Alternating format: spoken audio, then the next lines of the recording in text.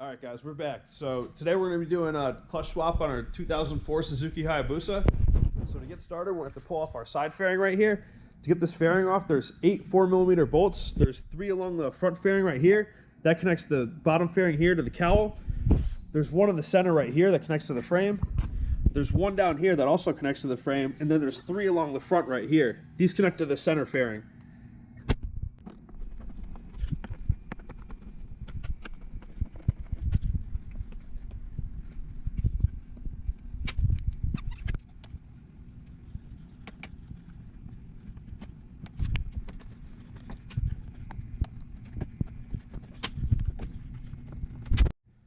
I mean, I want to sit here and be professional and act like I didn't fight this fairing for 20 minutes trying to figure out what was holding it up, but be careful for the underside of this fairing right here. What am I pointing at? The underside of this fairing, which catches on below the radiator here. I didn't fight hard. Whatever you do, don't fight hard. These plastics are, well, plastics, so you're just going to tear them apart. But we got the side cowl off. What we're going to do now to get our clutch off is we got to loosen these several bolts here. So we have to go around, loosen each bolt around the clutch cover, and pull this off. It's recommended you drain your oil first. That's probably a good idea. I'm gonna see if I don't have to. All right, so now it's time to pull off the clutch cover. I'm gonna start by loosening all these 8mm bolts around the cover and just pull this whole thing off. Got our blaster out. Let's go.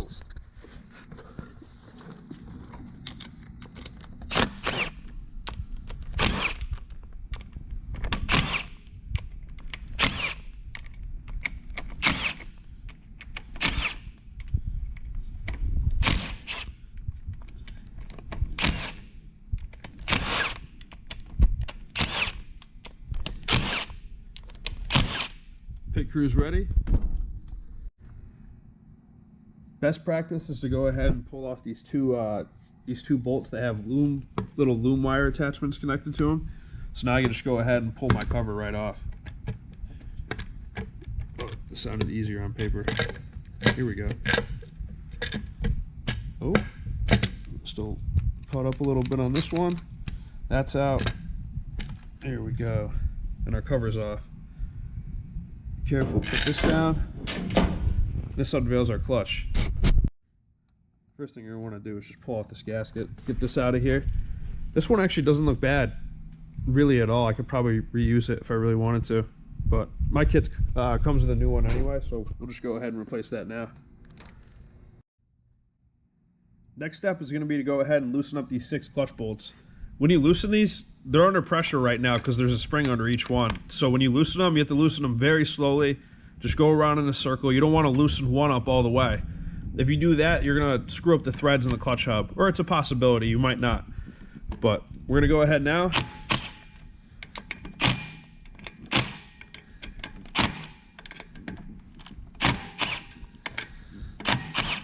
Like I said, just slowly loosen them up.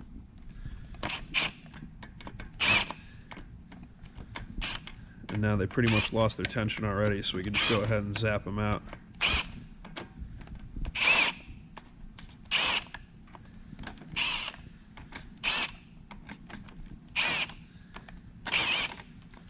Yep. Oh, that's a scratch. No, don't do that. Man, these bolts are still very hot. Ow. Ah. The springs are old anyway. We'll ditch those. New clutch, baby. Maybe not though. These could be aftermarket springs, but I kind of doubt it because the bike is so low miles that if it had heavy duty springs too, especially with just the exhaust and maybe the ECU tune that it has, I mean, it shouldn't be spinning the clutch as bad as it is. So we'll go ahead, see how these springs compare to our new ones. Make sure to keep these bolts clean. You don't want to screw up the threads because you're going to be torquing these down. If any debris gets in here, like I already have on mine, then you're going to get an inaccurate torque measure. So it's a good time to go ahead and just pull out my clutch stack. Get all these old springs out.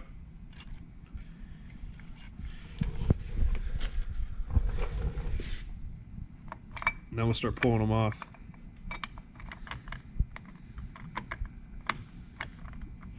Ah, very hot. Very, very hot. All right, so we're mostly through the clutch now. My method of getting these plates out has been a magnet for the steels, and then I've been using 2 screwdrivers for the fibers below it. I use a screwdriver with the steels too, but the magnet helps. It just pulls it right out. Just like that. Then I can get in there with my fingers. Boom, got a steel off. Now with the fibers, we'll go ahead. Sorry for the shaky cam, but just bear with me. Just like that, just like a surgeon.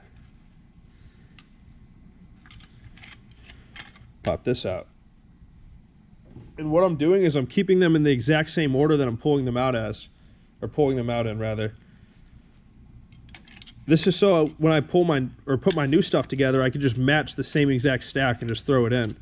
I'm going to verify with the manual that obviously it's done the right way, because the clutch is slipping, so who knows if the previous owner even did it the right way. That's why you got to be weary of with stuff like this. Something's wrong. Alright, so here we have everything laid out. We have our different thicker clutch steels right here, thinner ones. Then we got our 2 inner and outer plates, our inner and outer fibers. These are thicker than the standard plates over here. Got all those separated. What we're going to do now is just soak these in oil. And then we're just going to replicate this stack after, just exactly like this one. Put all the steels in the right way. These steels are one-sided. Doesn't seem like it, but they are. There's a sharper side and a smoother side. You're going to want the smoother side to face towards the engine when you put it all together. So luckily I had a friend send me a picture of the manual which shows that there's 2 different kinds of pressure plates, or there's 2 different kinds of fibers and also 2 different kinds of steels. So the 2 different kinds of fibers are the thicker ones and the thinner ones, as we saw over here. But there's really 3 kinds, because there's a thinner thick one and a thicker thick one. And the thinner thick one goes in first. This is gonna be our first plate right here. So I'm gonna go ahead and slide this in. The fibers aren't directional on this setup, on the OEM setup, but the steels are, as we talked about earlier. So looking at it now, we got our first fiber in. Now, let's check this out. That's an A. So a thin steel is gonna go in next. Now, from what I can tell, it actually doesn't matter which order the steels go in. It really only matters about your stack height at the end of the day. But I just like to go by the manual, in case there's any like weird harmonic reason or something like that they do it this way. You know, you never know. So I'll do our first steel, go dip it in oil. And like we said before, the rounded side goes towards the bike.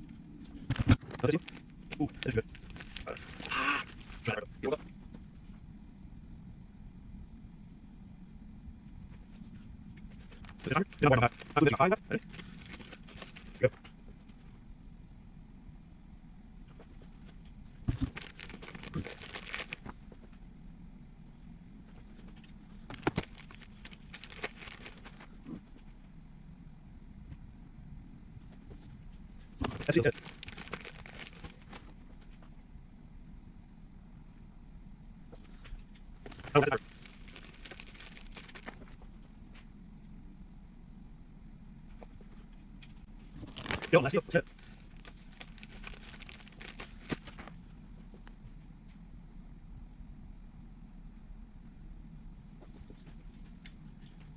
Last week, start with the cover. Very important thing, this is exactly what it should be. If you have this much around back, so I think it's much more round than it really is. String will be this kind of stuff. Make sure you get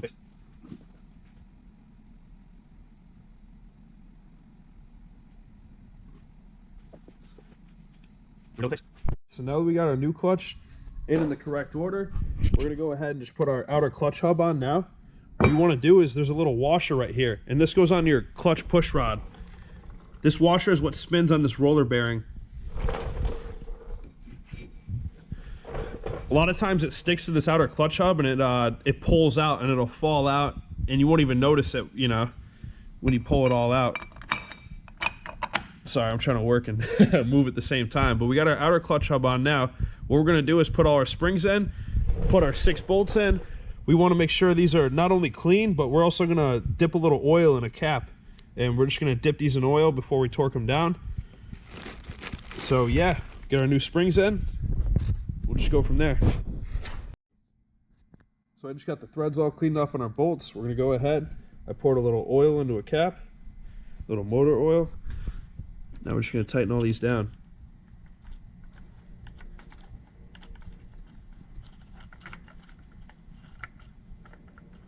Real slow.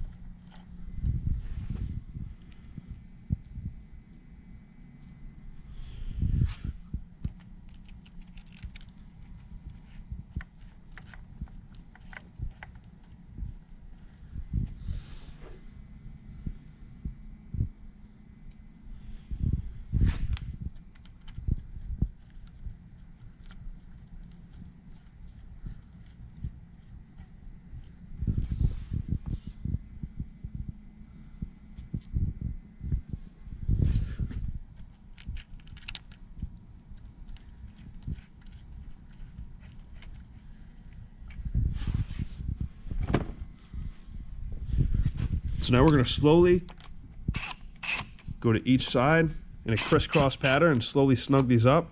You don't want to go too crazy and tighten one too much, because you could risk actually breaking this outer clutch hub from torquing it sideways from tightening it like that. So we're just going to slowly work it around.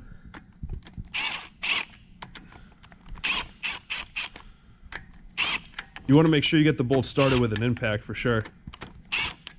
I mean by hand, not with an impact. You don't want to do what I just did by bottoming out the screw. More than one jug. More than one ugga dugga.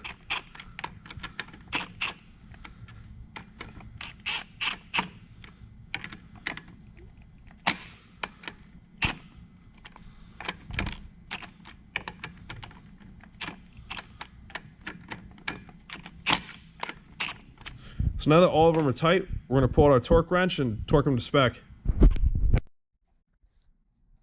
Alright, so these clutch bolts call for 7 foot-pounds. So I just got my torque wrench out, set it to 7 foot-pounds on the dot, and we're going to go ahead and tighten these up.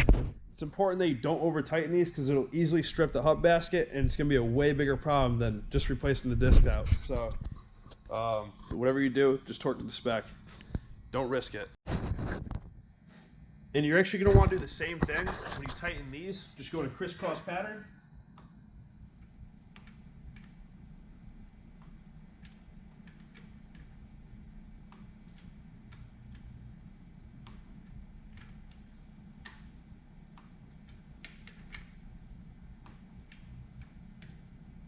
Just go in a circle after.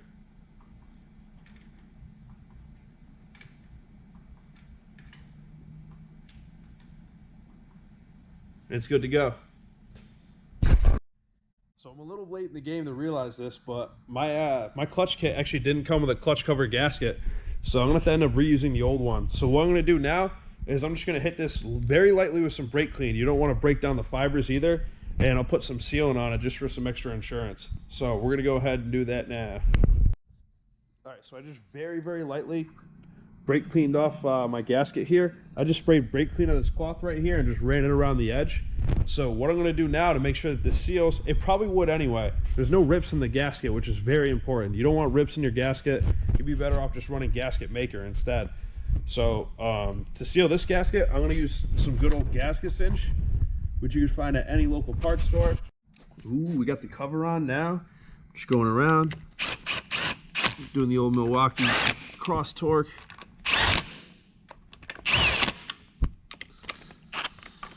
Got that one.